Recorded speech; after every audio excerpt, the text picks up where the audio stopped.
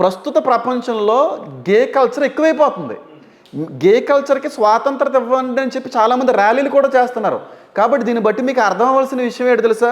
యేసయ్య ఏ మాట అయితే అన్నాడో చివరి రోజుల్లో ఏదైతే జరుగుతుంది అనడానికి ఎంతకంటే పెద్ద ఆధారం ఏంటండి? ఆయన అన్నాడు, మనుష్య కుమారుడు వచ్చేదానికి ముందు లోతు దినాల్లా ఉంటాయి. ఇప్పుడు సొదొమ గొమొర్రా అనేటువంటిది లోతున్న ప్రాంతం అండి. ఇప్పుడు అలాంటి గే కల్చర్ ఉన్న చోట, భయంకరమైనటువంటి ఆ పాపం జరుగుతున్న చోట చూస్తూ ఊరుకుంటారండి? ఒకవేళ వద్దులేండి, మిమ్మల్ని నేను అనకూడదు, నాకు ఒక బాబు ఉన్నాడు, నాకు ఒక కొడుకు ఉన్నాడండి. నా కొడుకు ఒక వయసుకు వస్తున్నాడు, యవన దశకు వస్తున్నాడు.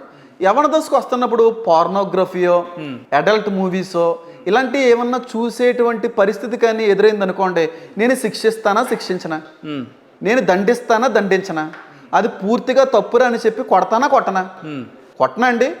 పోర్నోగ్రఫీ చూసేటువంటి పరిస్థితులు వస్తేనే ఒక తండ్రిగా మనం తట్టుకోలేకపోతున్నాం. అలాంటిది దేవుడు పురుషుణ్ణి స్త్రీని కలిగజేసింది ఇద్దరు భార్య భర్తలే ఉండాలండి. ఒక స్త్రీ పురుషుడి కోసం, పురుషుడు స్త్రీ కోసం. కానీ ఇద్దరు పురుషులు కలిసి సెక్షువల్గా కలవడం అనేది పూర్తిగా దేవుని యొక్క ధర్మానికి విరోధమైంది.